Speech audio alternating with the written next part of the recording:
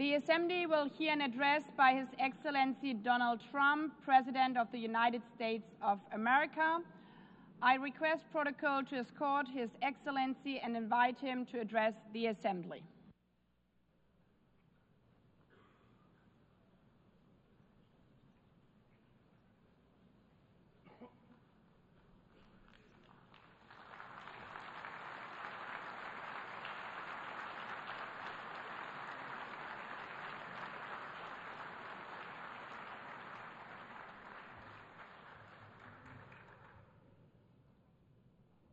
Thank you very much. Very much appreciated.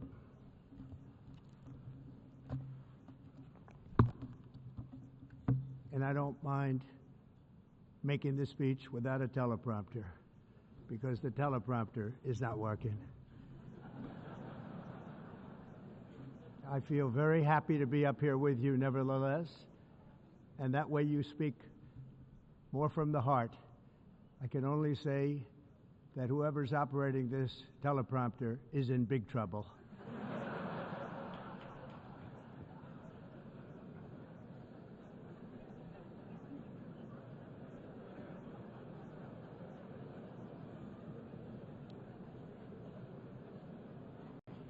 Hello, Madam First Lady. Thank you very much for being here. And Madam President, Mr. Secretary General, First Lady of the United States, distinguished delegates, ambassadors, and world leaders. 6 years have passed since I last stood in this grand hall and addressed a world that was prosperous and at peace in my first term. Since that day, the guns of war have shattered the peace I forged on 2 continents. An era of calm and stability gave way to one of the great crises of our time. And here in the United States, 4 years of weakness, lawlessness, and radicalism under the last administration delivered our nation into a repeated set of disasters. 1 year ago, our country was in deep trouble, but today, just 8 months into my administration, we are the hottest country anywhere in the world, and there is no other country even close. America is blessed with the strongest economy, the strongest borders, the strongest military, the strongest friendships, and the strongest spirit of any nation on the face of the earth. This is indeed the golden age of America.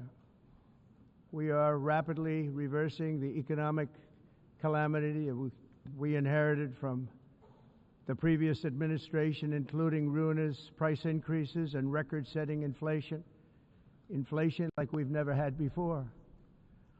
Under my leadership, energy costs are down, gasoline prices are down, grocery prices are down, mortgage rates are down, and inflation has been defeated. The only thing that's up is the stock market, which just hit a record high. In fact, it hit a record high 48 times in the last short period of time. Growth is surging, manufacturing is booming. The stock market, as I said, is doing better than it's ever done. And all of you in this room benefit by that, almost everybody. And importantly, workers' wages are rising at the fastest pace in more than 60 years. And that's what it's all about, isn't it? In 4 years of President Biden, we had less than $1 trillion of new investment into the United States. In just 8 months since I took office, we have secured commitments and money already paid for $17 trillion. Think of it, 4 years, less than $1 trillion, 8 months, much more than $17 trillion is being invested in the United States, and it's now pouring in from all parts of the world. We've implemented the largest tax cuts in American history and the largest regulation cuts in American history, making this once and again the best country on earth to do business. And many of the people in this room are investing in America, and it's turned out to be an awfully good investment during this 8-month period. In my first term, I built the greatest economy in the history of the world. We had the best economy ever, history of the world. And I'm doing the same thing again, but this time it's actually much bigger and even better. The numbers far surpass my record-setting first term.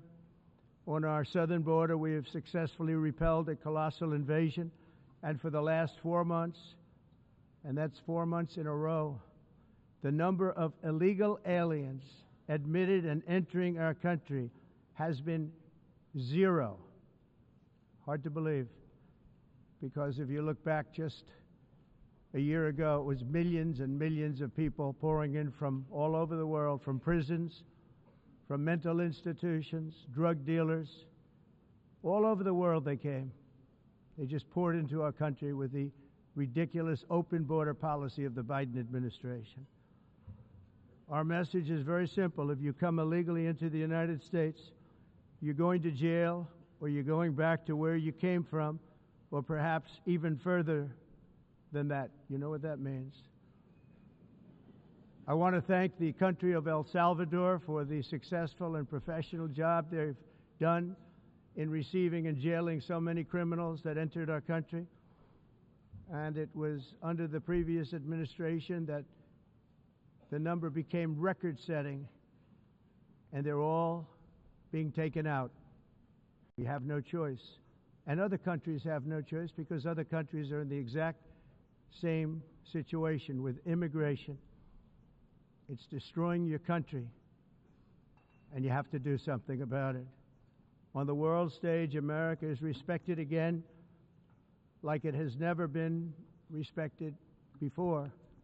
You think about 2 years ago, 3 years ago, 4 years ago, or 1 year ago, we were a laughingstock all over the world. At the NATO summit in June, virtually all NATO members formally committed to increase defense spending at my request from 2% to 5% of GDP, making our alliance far stronger and more powerful than it was ever before. In May, I traveled to the Middle East to visit my friends and rebuild our partnerships in the Gulf and those valued relationships with Saudi Arabia, Qatar, and the UAE, and other countries are now, I believe, closer than ever before. My administration has negotiated one historic trade deal after another, including with the United Kingdom, the European Union, Japan, South Korea, Vietnam, Indonesia, the Philippines, Malaysia, and many, many others. Likewise, in a period of just 7 months, I have ended 7 unendable wars. They said they were unendable. You're never going to get them solved. Some were going for 31 years, 2 of them, 31, think of it, 31 years. One was 36 years. One was 28 years. I ended 7 wars. And in all cases, they were raging with countless thousands of people being killed. This includes Cambodia and Thailand, Kosovo and Serbia, the Congo and Rwanda, a vicious, violent war that was, Pakistan and India, Israel and Iran, Egypt and Ethiopia, and Armenia and Azerbaijan. It included all of them. No president or prime minister, and for that matter, no other country has ever done anything close to that. And I did it in just 7 months. It's never happened before. There's never been anything like that. I'm very honored to have done it. It's too bad that I had to do these things instead of the United Nations doing them. And sadly, in all cases, the United Nations did not even try to help in any of them. I ended 7 wars, dealt with the leaders of each and every one of these countries, and never even received a phone call from the United Nations offering to help in finalizing the deal. All I got from the United Nations was an escalator that on the way up stopped right in the middle. If the First Lady wasn't in great shape, she would have fallen. But she's in great shape. We're both in good shape. We both stood. And then a teleprompter that didn't work. These are the two things I got from the United Nations, a bad escalator and a bad teleprompter. Thank you very much. And by the way, it's working now. It just went on. Thank you. I think I should just do it the other way. It's easier. Thank you very much. I didn't think of it at the time because I was too busy working to save millions of lives. That is the saving and stopping of these wars. But later I realized that the United Nations wasn't there for us. They weren't there. I thought of it really after the fact, not during these negotiations, which were not easy. That being the case, what is the purpose of the United Nations? The UN has such tremendous potential. I've always said it. It has such tremendous, tremendous potential. But it's not even coming close to living up to that potential. For the most part, at least for now, all they seem to do is write a really strongly worded letter and then never follow that letter up. It's empty words, and empty words don't solve war. The only thing that solves war and wars is action. Now, after ending all of these wars and also earlier negotiating the Abraham Accords, which is a very big thing for which our country received no credit, never receives credit. Everyone says that I should get the Nobel Peace Prize for each one of these achievements. But for me, the real prize will be the sons and daughters who live to grow up with their mothers and fathers, because millions of people are no longer being killed in endless and unglorious wars. What I care about is not winning prizes, it's saving lives. We saved millions and millions of lives with the 7 wars. And we have others that we're working on, and you know that. Many years ago, a very successful real estate developer in New York, known as Donald J. Trump, I bid on the renovation and rebuilding of this very United Nations complex. I remember it so well. I said at the time that I would do it for $500 million, rebuilding everything. It would be beautiful. I used to talk about, I'm going to give you marble floors. They're going to give you terrazzo. I'm going to give you the best of everything. You're going to have mahogany walls. They're going to give you plastic. But they decided to go in another direction, which was much more expensive at the time, and which actually produced a far inferior product. And I realized that they did not know what they were doing when it came to construction, and that their building concepts were so wrong, and the product that they were proposing to build was so bad and so costly. It was going to cost them a fortune. And I said, and wait till you see the overruns. Well, I turned out to be right. They had massive cost overruns and spent between $2 and $4 billion on the building and did not even get the marble floors that I promised them. You walk on terrazzo. Do you notice that?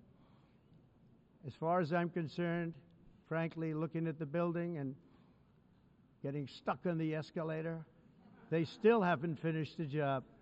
They still haven't finished. That was years ago.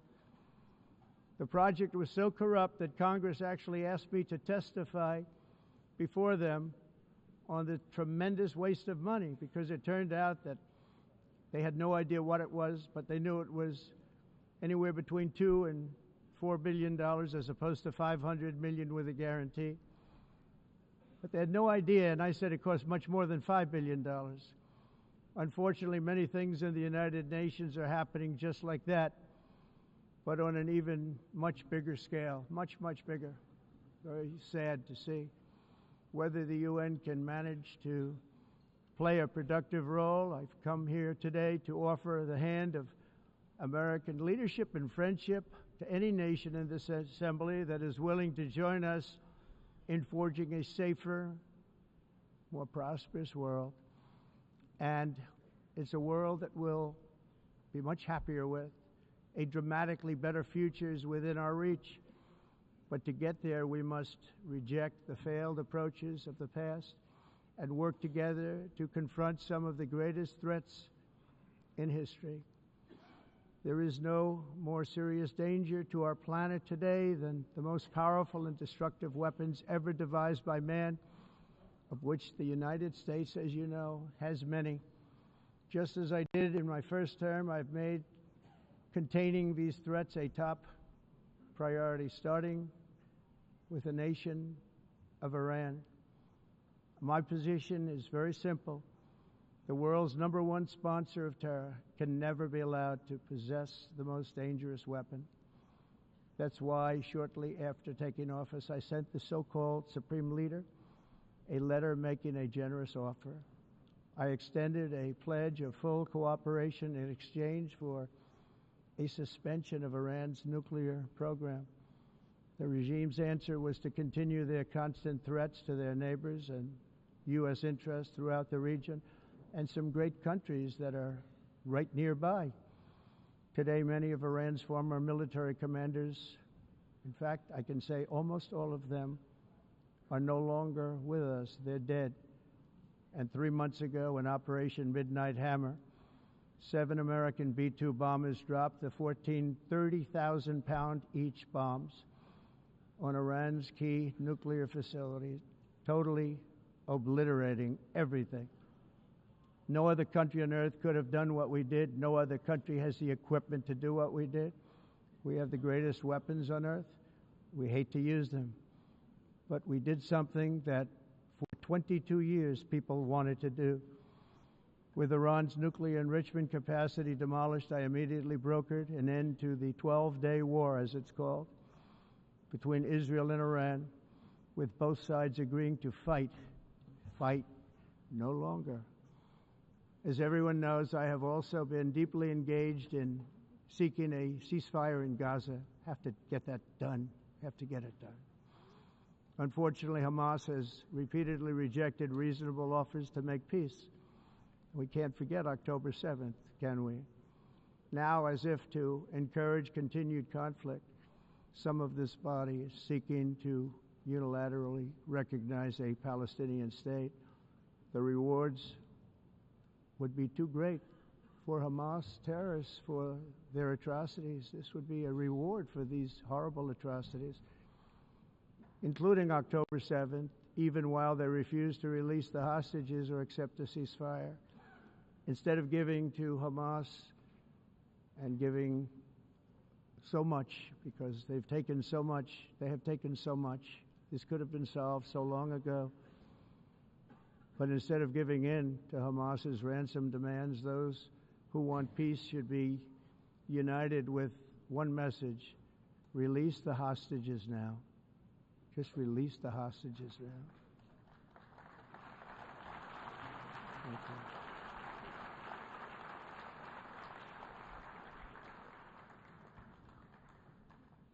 Thank you. As we have got to come together, and we will come together, got to get it done. We have to stop the war in Gaza immediately. We have to stop it. We have to get it done. We have to negotiate. Immediately have to negotiate peace. We got to get the hostages back. We want all 20 back. We don't want 2 and 4. As you know, I got, along with Steve Witkoff and others that helped us, Marco Rubio, we got most of them back. We were involved in all of them. But I always said the last 20 are going to be the hardest, and that's exactly what happened. We have to get them back now. We don't want to get back 2, and then another 2, and then 1, and then 3. Have this process. No, we want them all back, and we want the actually 38 dead bodies back too. Those parents came to me, and they want them back, and they want them back very quickly and very badly. As though they were alive, they want them. They want them every bit as much as if their son or daughter were alive. I've also been working relentlessly, stopping the killing in Ukraine. I thought that would be, of the 7 wars that I stopped, I thought that would be the easiest because of my relationship with President Putin, which had always been a good one. I thought that was going to be the easiest one. But you know, in war, you never know what's going to happen. There are always lots of surprises, both good and bad. Everyone thought Russia would win this war in 3 days. But it didn't work out that way. It was supposed to be just a quick little skirmish. It's not making Russia look good. It's making them look bad. No matter what happens from here on out, this was something that should have taken a matter of days, certainly less than a week.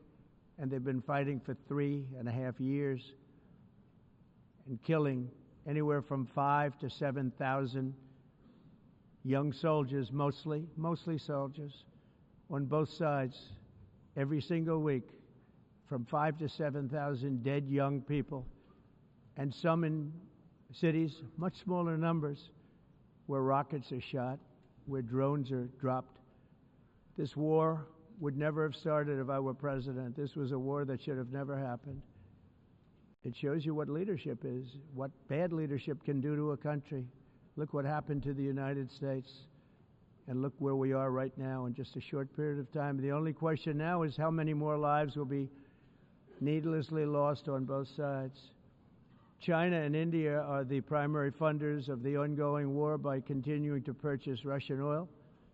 But inexcusably, even NATO countries have not cut off much Russian energy and Russian energy products, which, as you know, I found out about 2 weeks ago, and I wasn't happy.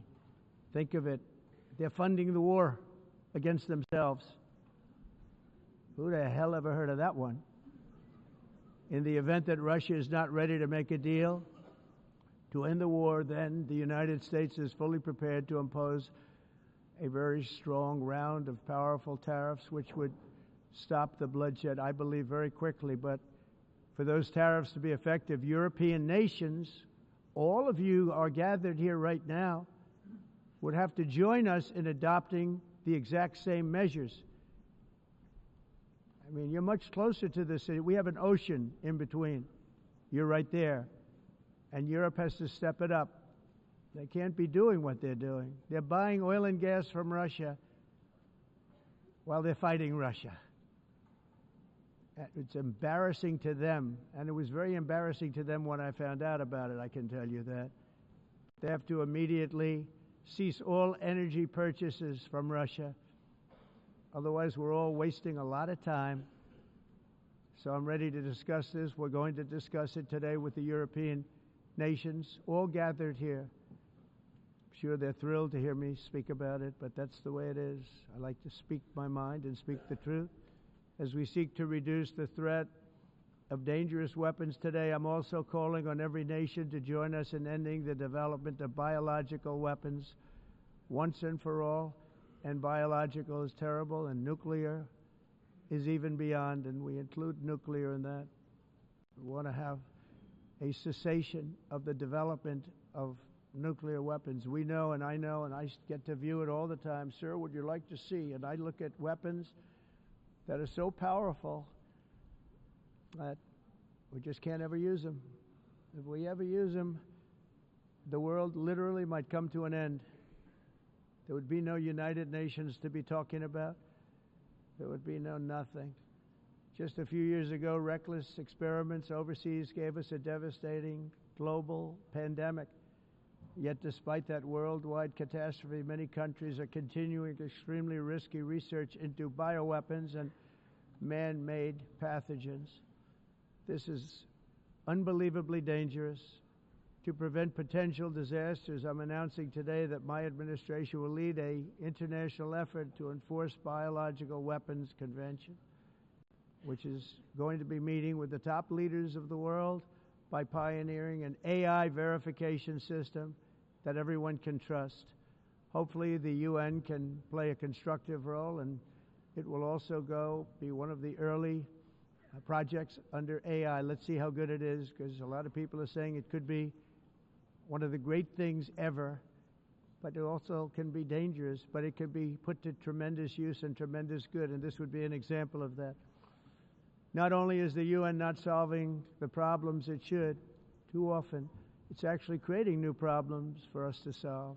The best example is the number one political issue of our time, the crisis of uncontrolled migration. It's uncontrolled. Your countries are being ruined. The United Nations is funding an assault on Western countries and their borders. In 2024, the UN budgeted $372 million in cash assistance to support an estimated 624,000 migrants journeying into the United States. Think of that. The UN is supporting people that are illegally coming into the United States, and then we have to get them out. The UN also provided food, shelter, transportation, and debit cards to illegal aliens. Can you believe that? On the way to infiltrate our southern border. Millions of people came through that southern border. Just a year ago, millions and millions of people were pouring in, 25 million altogether over the 4 years of the incompetent Biden administration. And now we have it stopped, totally stopped. In fact, they're not even coming anymore because they know they can't get through. But what took place is totally unacceptable. The UN is supposed to stop invasions, not create them and not finance them. In the United States, we reject the idea that mass numbers of people from foreign lands can be permitted to travel halfway around the world, trample our borders, violate our sovereignty, cause unmitigated crime, and deplete our social safety net. We have reasserted that America belongs to the American people, and I encourage all countries to take their own stand in defense of their citizens as well. You have to do that because I see it. I'm not mentioning names. I see it, and I can call every single one of them out. You're destroying your countries. They're being destroyed. Europe is in serious trouble. They've been invaded by a force of illegal aliens like nobody's ever seen before. Illegal aliens are pouring into Europe. Nobody is ever, and nobody's doing anything to change it, to get them out. It's not sustainable. And because they choose to be politically correct, they're doing just absolutely nothing about it. And I have to say, I look at London where you have a terrible mayor, terrible, terrible mayor. And it's been so changed, so changed. Now they want to go to Sharia law. But you're in a different country. You can't do that. Both the immigration and their suicidal energy ideas will be the death of Western Europe if something is not done immediately. This cannot be sustained. What makes the world so beautiful is that each country is unique. But to stay this way, every sovereign nation must have the right to control their own borders. You have the right to control your borders, as we do now, and to limit the sheer numbers of migrants entering their countries and paid for by the people of that nation that were there and that built that particular nation at the time. They put their blood, sweat, tears, money into that country, and now they're being ruined. Proud nations must be allowed to protect their communities and prevent their societies from being overwhelmed by people they have never seen before, with different customs, religions, with different everything. Where migrants have violated laws, lodged false asylum claims, or claimed refugee status for illegitimate reasons, they should, in many cases, be immediately sent home. And while we will always have a big heart for places and people that are struggling and truly compassionate, answers will be given. We have to solve the problem, and we have to solve it in their countries, not create new problems in our countries. And we are very helpful to a lot of countries that are just not able to send their people anymore. They used to send them to us in caravans of 25,000, 30,000 people each. These massive caravans of people pouring into our country, totally unchecked and unvetted. But not anymore. According to the Council of Europe in 2024, almost 50% of inmates in German prisons were foreign nationals or migrants. In Austria, the number was 53% of the people in prisons were from places that weren't from where they are now. In Greece, the number was 54%, and in Switzerland, beautiful Switzerland, 72% of the people in prisons are from outside of Switzerland. When your prisons are filled with so-called asylum seekers who repaid kindness, and that's what they did, they repaid kindness with crime, it's time to end the failed experiment of open borders. You have to end it now. See, I can tell you. I'm really good at this stuff. Your countries are going to hell. In America, we've taken bold action to swiftly shut down uncontrolled migration.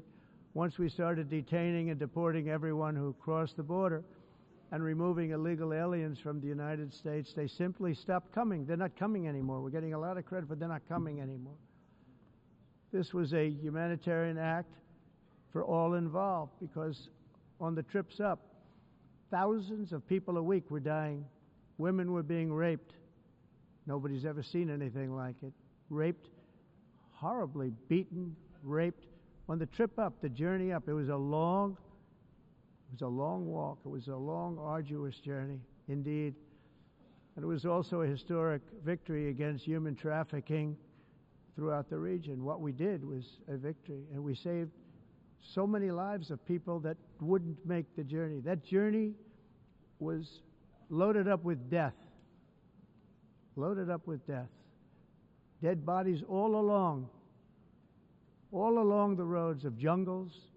To get up, they go through jungles, they go through areas so hot you couldn't breathe. They were dying of suffocation. Areas so hot that you couldn't breathe.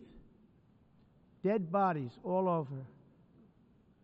By them not coming, we're saving tremendous numbers of lives. My people have done a fantastic job in doing what they did, and the American public agrees with it. I mean, I was very proud to see this morning I have the highest poll numbers I've ever had. Part of it is because of what we've done on the border. I guess the other part is what we've done on the economy. Joe Biden's policies empowered murderous gangs, human smugglers, child traffickers, drug cartels, and prisoners from all over the world. The previous administration also lost nearly 300,000 children. Think of that. They lost more than 300,000 children, little children, who were trafficked into the United States on the Biden watch, many of whom have been raped, exploited, and abused, and sold. Sold. Nobody talks about that. The fake news doesn't write about it. With many others, young children who are missing or dead. And we found a lot of these children, and we're sending them back, and we've been sending them back to their parents. They said, nobody knows who they are. They said, where do you come from? And they'll give us a country, and we'll find out, and we'll figure it out, and we'll bring them back to their homes. And the mother and father rush to the door, and their tears in their eyes. They can't believe that they're seeing their son or daughter, their little son or daughter again. We've done almost 30,000 of them so far. Any system that results in the mass trafficking of children is inherently evil. Yet that is exactly what the globalist migration agenda has done, and it's what it's all about. In America, those days, as you know, are over. The Trump administration is working, and we are continuing to work to track down the villains that are causing this problem, and also, as I said, to get back the 30,000 we've already returned. Now I think we're going to have another. We're going to find a lot. You're not going to find all of them. 300, more than 300,000. They're lost or they're dead. They're lost or they're dead because of the animals that did this. To protect our citizens, I've also designated multiple savage drug cartels as far as and you see this, and you see it happening right before your eyes. Let's put it this way. People don't like taking big loads of drugs in boats anymore. There aren't too many boats that are traveling on the seas by Venezuela. They tend not to want to travel very quickly anymore. And we've virtually stopped drugs coming into our country by sea. We call them the water drugs. They kill hundreds of thousands of people. I've also designated multiple savage drug cartels as far as foreign terrorist organizations, along with two bloodthirsty transnational gangs, probably the worst gangs anywhere in the world, MS-13 and Tren de Aragua. Tren de Aragua is from Venezuela, by the way. Such organizations torture, maim, mutilate, and murder with impunity. They're the enemies of all humanity. For this reason, we've recently begun using the supreme power of the United States military to destroy Venezuelan terrorists and trafficking networks led by Nicolas Maduro.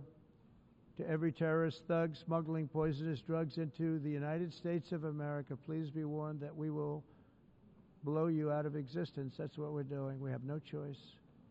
Can't let it happen. They're destroying I believe we lost 300,000 people last year to drugs, 300,000. Fentanyl and other drugs. Each boat that we sink carries drugs that would kill more than 25,000 Americans. We will not let that happen. Energy is another area where the United States is now thriving like never before. We're getting rid of the falsely named renewables. By the way, they're a joke. They don't work. They're too expensive. They're not strong enough to fire up the plants that you need to make your country great. The wind doesn't blow. Those big windmills are so pathetic and so bad, so expensive to operate. Then they have to be rebuilt all the time, and they start to rust and rot. Most expensive energy ever conceived, and it's actually energy. You're supposed to make money with energy, not lose money. You lose money, the governments have to subsidize. You can't put them out without massive subsidies. And most of them are built in China, and I give China a lot of credit. They build them, but they very few wind farms. So why is it that they build them and they send them all over the world, but they barely use them? You know what they use? Coal. They use gas. They use almost anything, but they don't like wind. But they sure as hell like selling the windmills. Europe, on the other hand, has a long way to go, with many countries being on the brink of destruction because of the green energy agenda. And I give a lot of credit to Germany. Germany was being led down a very sick path, both on immigration, by the way, and on energy. They were going green, and they were going bankrupt. And the new leadership came in, and they went back to where they were, with fossil fuel and with nuclear, which is good. It's now safe, and you can do it properly. But they went back to where they were, and they opened up a lot of different plants, energy-producing plants, and they're doing well. I give Germany a lot of credit for that. They've said this is a disaster, what's happening. They were going all green. All green is all bankrupt. That's what it represents. And it's not politically correct. I'll be very badly criticized for saying it, but I'm here to tell the truth. I don't care. It doesn't matter to me. I'm in New York City. I'm feeling a lot safer. Crime, we're getting crime down. And by the way, speaking of crime, Washington, D.C. was the crime capital of America. Now it's after 12 days, it's a totally safe city. Everyone's going out to dinner. They're going out to restaurants. Your wife can walk down the middle of the street with or without you. Nothing's going to happen. My people have done a fantastic job. And yes, I called in the National Guard, and the National Guard took care of business, and they weren't politically correct, but they took care of business. We got 1,700 career criminals out, brought them back to where they came from, the countries where they came from, or put them in jails. Washington, D.C. is now a totally safe city again, and I welcome you to come. In fact, we'll have dinner together at a local restaurant, and we'll be able to walk. We don't have to go by an armor-plated vehicle. We'll walk right over there from the White House. They've given up their powerful edge, a lot of the countries that we're talking about, in oil and gas, such as essentially closing the great North Sea oil. Oh, the North Sea, I know it so well. Aberdeen was the oil capital of Europe, and there's tremendous oil that hasn't been found in the North Sea. Tremendous oil. And I was with the Prime Minister I respect and like a lot, and I said, you're sitting with the greatest asset. They essentially closed it by making it so highly taxed that no developer, no oil company can go there. They have tremendous oil left, and more importantly, they have tremendous oil that hasn't even been found yet.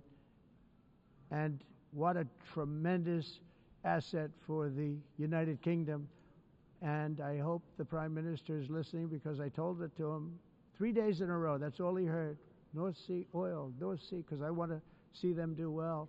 I want to stop seeing them ruining that beautiful Scottish and English countryside with windmills and massive solar panels that go 7 miles by 7 miles, taking away farmland.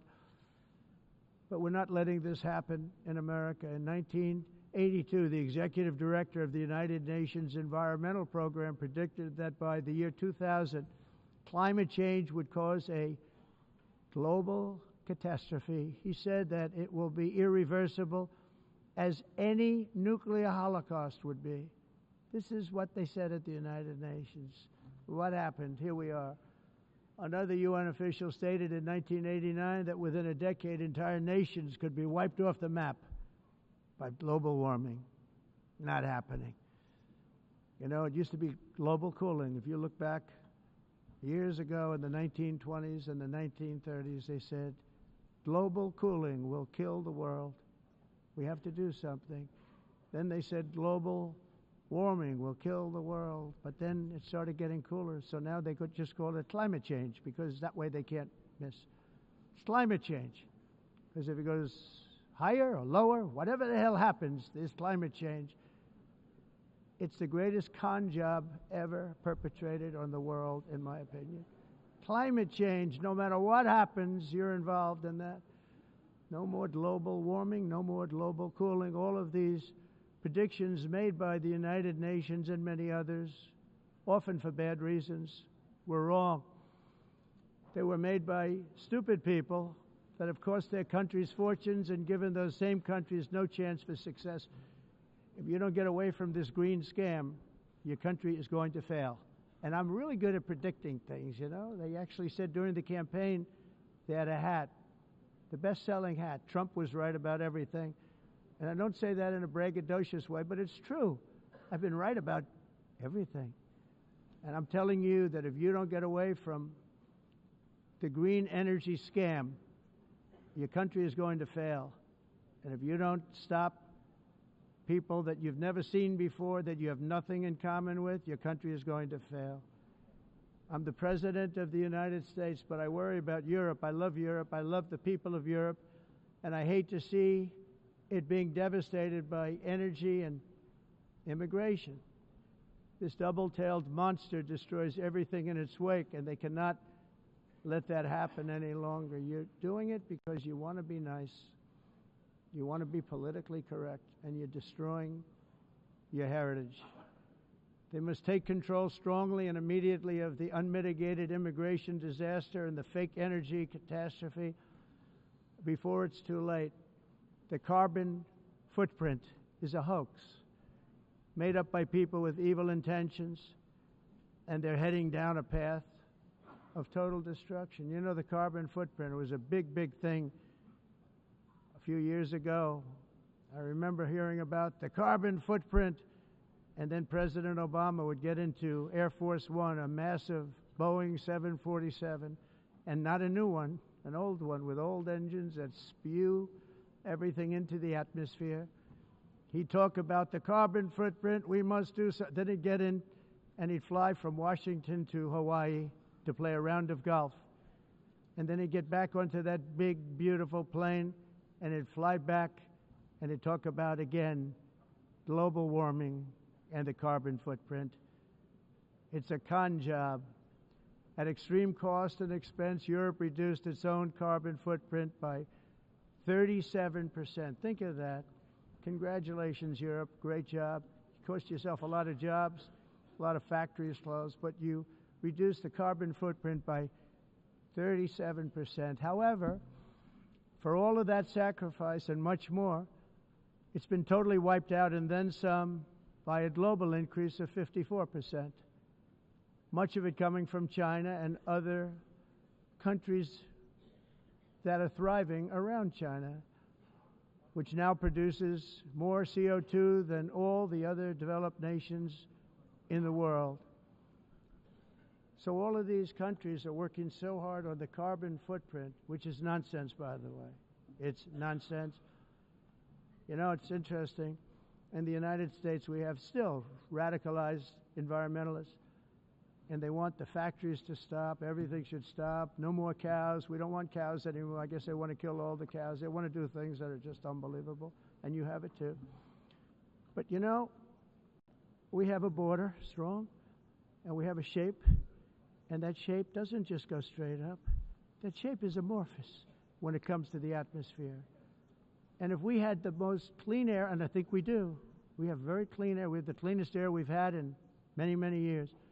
But the problem is that other countries, like China, which has air that's a little bit rough, it blows And no matter what you're doing down here, the air up here tends to get very dirty because it comes in from other countries where their air isn't so clean. And the environmentalists refuse to acknowledge that. Same thing with garbage. In Asia, they dump much of their garbage right into the ocean. And over about a 1 week and 2 week journey, it flows right past Los Angeles. You've seen it. Massive amounts of garbage, almost too much to do anything about, flowing past Los Angeles, past San Francisco, and then somebody will get in trouble because he dropped a cigarette on the beach. The whole thing is crazy. The primary effect of these brutal green energy policies has not been to help the environment, but to redistribute manufacturing and industrial activity from developed countries that follow the insane rules that are put down to polluting countries that break the rules and are making a fortune. They're making a fortune. European electricity bills are now 4 to 5 times more expensive than those in China, and 2 to 3 times higher than the United States. And our bills are coming way down. You probably see that our gasoline prices are way down. You know, we have an expression, drill. Nós reduzimos os custos de energia porque nós faremos, como a expressão, vamos fazer tudo isso, reduzir os custos de energia, e os custos diminuíram nos Estados Unidos. Common to see one. Por exemplo, se você olhar Electric costs nos países em approximately faturas de energia, 100 heat-related deaths. nós não mas nós nos Estados Unidos conseguimos usar eles e evitar aumento da temperatura, porque é muito caro também usar nada e ninguém usa. Pretending to stop the global Tudo isso hoax. The como a of asking industrialized nations, esse agenda mundialista não tem nenhum sentido. entire societies must be rejected País and it must be immediate. That's why in America I withdrew from the fake Paris Climate Accord, where, by the way, America was paying so much more than every country. Others weren't paying. China didn't have to pay until 2030. Russia was given an old standard that was easy to meet, a 1990 standard. But for the United States, we're supposed to pay like $1 trillion. And I said, this is another scam. The fact is, the United States has been taken advantage of by the world for many, many years, but not any longer, as you probably noticed. I unleashed massive energy production and signed historic executive orders to hunt for oil, but we don't have to do much hunting because we have the most oil of any nation anywhere, oil and gas in the world. And if you add coal, we have the most of any nation in the world. Clean, I call it clean, beautiful coal. You can do things today with coal that you couldn't have done 10 years ago, 15 years. So I have a little standing order in the White House. Never use the word coal, only use the words clean, beautiful coal. Sounds much better, doesn't it? But we stand ready to provide any country with abundant, affordable energy supplies if you need them, when most of you do. We're proudly exporting energy all over the world. We're now the largest exporter. In the United States, we want trade and robust commerce with all nations, everybody. We want to help nations. We're going to help nations. But it must also be fair and reciprocal. The challenge with trade is much the same with climate. The countries that followed the rules, all their factories have been plundered. It's really sad to watch. They've been broken. They've been broken by countries that broke the rules. That's why the United States is now applying tariffs to other countries, and much as these tariffs were for many years applied to us, uncontrollably applied to us. We've used tariffs as a defense mechanism under the Trump administration, including my first term, where hundreds of billions of dollars in tariffs were taken in. And by the way, we had the lowest inflation, and now we have very low inflation. The only thing different is that we have hundreds of billions of dollars flowing into our country. But this is how we will ensure that the system works for everyone and is sustainable into the future. We're also using tariffs to defend our sovereignty and security throughout the world, including against nations that have taken advantage of former U.S. administrations for decades, including the most corrupt, incompetent administration in history, the sleepy Joe Biden administration. Brazil now faces major tariffs in response to its unprecedented efforts to interfere in the rights and freedoms of our American citizens and others, with censorship, repression, weaponization, judicial corruption, and targeting of political critics in the United States. I have a little problem saying this because I must tell you, I was walking in and the leader of Brazil was walking out. We saw him and I saw him, he saw me, and we embraced. And then I'm saying, can you believe I'm going to be saying this in just 2 minutes? But we actually agreed that we would meet next week. We didn't have much time to talk, like about 20 seconds. They were in retrospect, I'm glad I waited because this thing didn't work out too well. But we did talk, we had a good talk, and we agreed to meet next week, if that's of interest. But he seemed like a very nice man, actually. He liked me, I liked him. But if you, and I only do business with people I like. When I don't like them, I don't like them. But we had, at least for about 39 seconds, we had excellent chemistry. It's a good sign.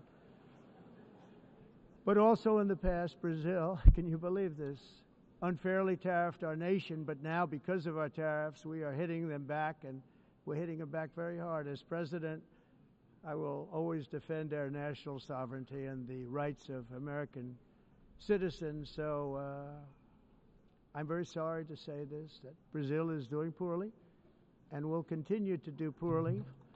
They can only do well when they're working with us. Without us, they will fail, just as others have failed. It's true. Next year, the United States will celebrate the 250th anniversary of our glorious independence, a testament to enduring power and American freedom and spirit. We will also be proudly hosting the 2026 FIFA World Cup, and shortly thereafter, the 2028 Olympics, which is going to be very exciting. I hope you all come. I hope that countless people from all over the globe will take part of these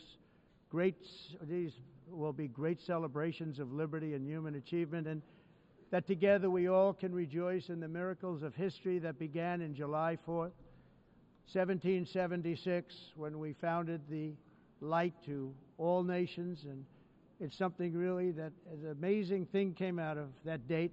It's called the United States of America. In honor of this momentous anniversary, I hope that all countries who find inspiration in our example will join us in renewing our commitment, values, and those values really that we hold so dear. Together, let us defend free speech and free expression. Let us protect religious liberty, including for the most persecuted religion on the planet today. It's called Christianity. And let us safeguard our sovereignty and cherish qualities that have made each of our nations so special, incredible, and extraordinary. In closing, I just want to repeat that immigration and the high cost of so-called green renewable energy is destroying a large part of the free world and a large part of our planet. Countries that cherish freedom are fading fast because of their policies on these two subjects.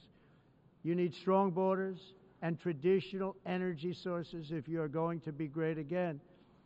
Whether you have come from north or south, east or west, near or far, every leader in this beautiful hall today represents a rich culture, a noble history, and a proud heritage that makes each nation majestic and unique, unlike anything else in human history or any other place on the face of the earth.